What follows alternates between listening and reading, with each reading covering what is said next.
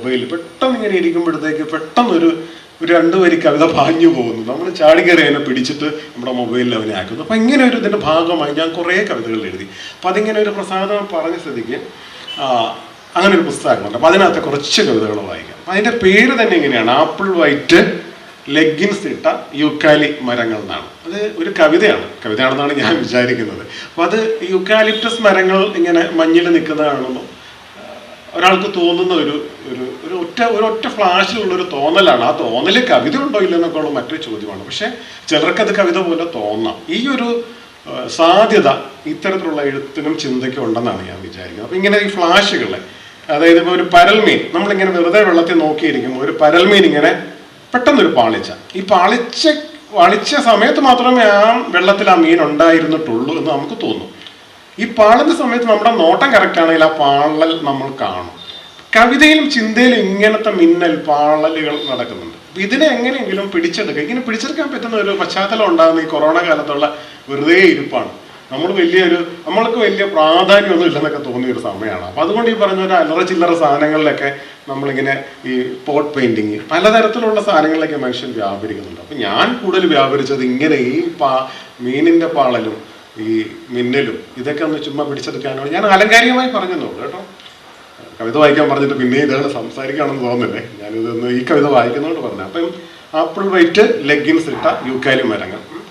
അതിനകത്ത് ചില കവിതകളുടെ തുടക്കം ഇങ്ങനെ ഇച്ചിരി കവിതകൾ അല്ലെങ്കിൽ റീലുകൾ എന്നൊക്കെ പറഞ്ഞാണ് ഞാനിപ്പോൾ കവിതയ്ക്ക് ചുമ്മാ പേരിടുക. അപ്പോൾ അതിനകത്ത് ഇമ്മകൾ ചിമ്മാതെ ഇച്ചിരി നേരം പുൽക്കൊടി തുമ്പിൽ വീർപ്പ് മുട്ടിയിട്ട് കെട്ടിപ്പിടിച്ച് മണ്ണിലേക്ക് ഊർന്നു പോകുന്നു 2 മഴത്തുള്ളികൾ. ഉറുമ്പുകൾ വറ്റുകൾ ചുമന്നുകൊണ്ട് പോകുന്ന തിണ്ണയിൽ മയങ്ങുന്ന പൂച്ചമ്മ ഉറക്കത്തിലും അതിൻ്റെ വാല് കുഞ്ഞുങ്ങൾക്ക് കളിക്കാൻ കൊടുക്കുന്നു. ഇതാണ് ആ ഒരു പാളൽ. ഇതാണ് ഒരു മിന്നൽ അല്ലെങ്കിൽ ഒരു മിനിങ്ങിൻ്റെ ജസ്റ്റ് ഒരു കത്തൽ. മറ്റൊന്ന്, മുഴുവനും കാടാകയാൽ ഒരു മരത്തെയും കാണാനാവുന്നില്ലല്ലോ, മുഴുവനും കടലാകയാൽ ഒരു മീനെയും പിടിക്കാനാവുന്നില്ലല്ലോ, മുഴുവനും കവിതയാകയാൽ ഒരു വരിയും എഴുതാനാവുന്നില്ലല്ലോ, മുഴുവനും കഥയാകയാൽ ഒരു കഥയും കേൾക്കാനാവുന്നില്ലല്ലോ. മറ്റൊന്ന്, ഭൂമിയിൽ ഒരിക്കൽ പോലും ഒരു ചുവട് വെക്കാത്ത ഒരു സ്ത്രീ വീൽ ചെയറിൽ തല കുനിച്ചിരുന്ന് നനയുന്നു. അവരുടെ മകനാവാം തൻ്റെ ഉടലിനെ കുട പോലെ അവർക്ക് മീതെ നിർത്താൻ ശ്രമിക്കുന്നുണ്ട്. പൊതിഞ്ഞു പിടിച്ച കൈക്കുഞ്ഞിനു മീതെ ഒരമ്മ മുഖവും തലമുടിയും സാരിത്തലപ്പും കൊണ്ട് ഒരു വീട് പണിയുന്നു. ചെറുപ്പത്തിൽ അവലിടിച്ചത് തിന്നിട്ടുള്ളതിനാൽ ഒരു തണുപ്പിലും തന്നെ പൂട്ടാനാവില്ല എന്ന് പറയുമായിരുന്ന അമ്മയെ എനിക്ക് ഓർമ്മ വരുന്നു.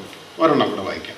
ഇതിനകത്തൊന്നും അങ്ങനെ ഭയങ്കര ഒരു ഇതുള്ള കവിതകളല്ല. പക്ഷെ ഈ പറഞ്ഞ പോലെയാണ് അപ്രധാനമെന്ന് തോന്നുന്ന, നമ്മളെവിടേക്കോ ചുറ്റിക്കൂട്ടി തള്ളിക്കളയുന്നതിനകത്തുനിന്ന് നമുക്ക് കിട്ടുന്ന ചെറിയ ചില നനുനനുപ്പുള്ള എന്തോ ഒരു സംഗതിയാണ്. അത് മാത്രമേ ഇതിനകത്തുള്ളൂ. അത് ചിലർക്ക് കിട്ടാം, ചിലർക്ക് കിട്ടാതിരിക്കാം. ഇത് കിട്ടിയെന്ന് പറഞ്ഞിട്ട് നമ്മളെ വിളിച്ചിട്ട് നമ്മൾ സന്തോഷിക്കുന്ന ഒരുപാട് ആൾക്കാരുണ്ട്. ഇതൊക്കെ എന്ത് എന്ന് ചോദിക്കുന്നവരുമുണ്ട്. എന്ന് ചോദിക്കുന്നവർക്ക് അതിനുള്ള റൈറ്റ് ഉണ്ട്. എന്തൊക്കെയോ കിട്ടി എന്ന് പറയുന്നവർക്കും അങ്ങനെ ചിന്തിക്കാമല്ലോ. അമീർ, നീ വരച്ച പ്ലാവില പോലെ തന്നെയുള്ള പ്ലാവിലയുടെ പെൻസിൽ ചിത്രം എനിക്കിപ്പോഴും ഓർമ്മയുണ്ട്. പച്ച നിറമല്ലായിരുന്നിട്ടും ഒരാട് കണ്ടിരുന്നേ അതിലേക്ക് തല നീട്ടുമായിരുന്നു. ഇത് കുറേ ഉണ്ട്. എന്തായാലും ആ പുസ്തകം താമസിക്കാതെ വരും, 1 മാസം കൊണ്ട് വരുമെന്നാണ് പറഞ്ഞത്. അപ്പോൾ താല്പര്യമുള്ളവർ ഒന്ന് വായിച്ചു നോക്കാം. സന്തോഷം, സ്നേഹം.